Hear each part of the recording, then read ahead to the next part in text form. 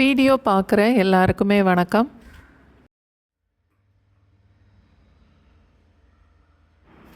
நல்ல சாஃப்டான இட்லிக்கு ரொம்ப ஈஸியாக இன்றைக்கி மாவரைச்சி பார்க்கலாம்.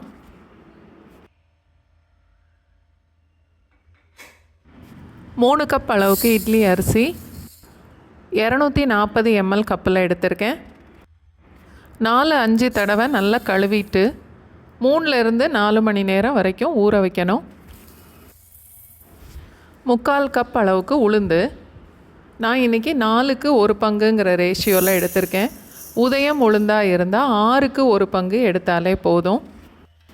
1 டீஸ்பூன் வெந்தயம். உளுந்தும் வெந்தயமும் 1 மணி நேரம் ஊறினாலே போதும். ஊற வச்ச உளுந்தை கிரைண்டரில் சேர்த்துட்டு 1/2 கப் அளவுக்கு தண்ணியும் சேர்த்துட்டு அரைக்கணும். 5 நிமிஷத்துக்கு ஒரு தடவை மாவை இந்த ஓரம்லாம் நல்லா வலிச்சு விட்டுட்டு 1/4 கப் அளவுக்கு தண்ணியும் சேர்த்து மறுபடியும் அரைக்கணும். இதே மாதிரி 3-4 தடவை 1/4 கப் அளவுக்கு மட்டும் தண்ணி சேர்த்துட்டு அரைச்சா போதும். மாவு இந்த அளவுக்கு நல்லா சாஃப்டாக அரைஞ்சி வரணும். மாவு கையில் எடுக்கும்போது வெயிட்டே இல்லாமல் நல்ல பஞ்சு மாதிரி இருக்கணும். நான் உளுந்து மாவு இந்த அளவுக்கு அரைஞ்சதுக்கப்புறம் அரிசியும் அதோடவே சேர்த்து போட்டு அரைச்சிருவேன். இல்லை உளுந்த மாவு நல்லா அரைஞ்சதுக்கப்புறம் ஒரு பாத்திரத்தில் மாற்றிட்டு அரிசியை தனியாக கூட அரைச்சி கடைசியில் ரெண்டும் ஒன்றா சேர்த்து கலந்துக்கலாம்.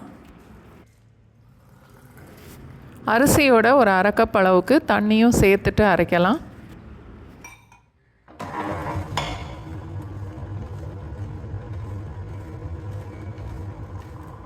அரிசி பாதி அளவுக்கு அரைஞ்சதுக்கப்புறம் 3 டீஸ்பூன் அளவுக்கு நான் கல் உப்பு சேர்க்குறேன். டேபிள் சால்ட் சேர்க்குறதுனா கொஞ்சம் குறைச்சி சேர்த்தா போதும். அரிசி ரொம்ப நைஸாக அரைக்கக்கூடாது, பொடி ரவை பதத்துக்கு அரைச்சாலே போதும்.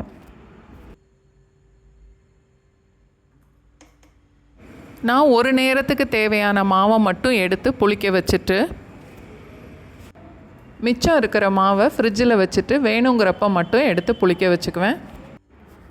வெயில் காலத்தில் மாவு 7-8 மணி நேரத்தில் புளிச்சிரும். குளிர் காலமாக இருந்தால் 10-12 மணி நேரம் வரைக்கும் கூட ஆகும். புளிக்க வச்ச மாவு இந்த மாதிரி பொங்கி வந்தால் தான் இட்லி ரொம்ப சாஃப்டாக இருக்கும். இட்லி சட்டியில் 2 கப் அளவு தண்ணி ஊற்றி நல்லா கொதித்ததுக்கப்புறம் அடுப்பை மீடியம் ஃப்ளேமில் மாற்றிட்டு